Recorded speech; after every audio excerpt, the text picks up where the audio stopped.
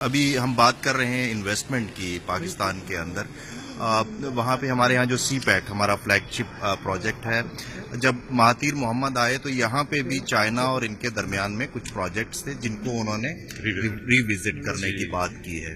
تو اس حوالے سے ان کا ڈیٹ انہوں نے جو بات کی نا ان کا ڈیٹ وہ سمجھتے ہیں کہ ان کی جو ڈیٹ برڈن اتنا ہو رہا تھا جس کو وہ شاید اس پہ انہوں نے نظر ثانی کی ہے.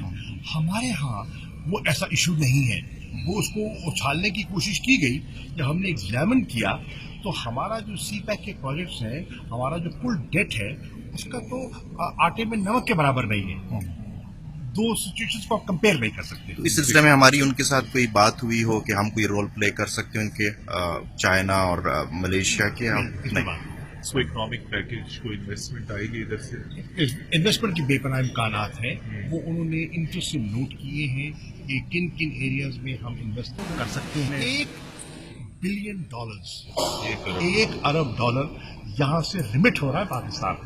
یہ پاکستانی دیکھیے دو طبقے ہیں. یہ جو پیچھے کھڑے ہیں یہ وہ پاکستانی ہیں جو یہاں کماتے ہیں اور ملک بھیجتے ہیں. ایک ظالم پاکستانی وہ ہے جو وہاں لوٹتا ہے اور سوئٹزرلینڈ میں پیسہ پاس کرتا ہے.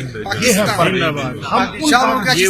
ہم ان پاکستانیوں سے ملنے آئے ہیں جو اس دھرتی سے محبت کرتے ہیں, یہاں کماتے ہیں وہاں بیچتے ہیں, اور ان پاکستانیوں سے اس ملک کو بچانا چاہتے ہیں جو وہاں لوٹتے ہیں اور یہاں پیسہ بیچتے ہیں. تو ہم نے وہ ایریاز آئیڈینٹیفائی کیے ہیں اور انشاءاللہ اب جو انویسٹر ملیں گے ان پہ ہم زیادہ فوکس گفتگو کریں گے کہ کہاں انویسٹمنٹ کو پروموٹ کیا جاتا ہے. Thank you so much.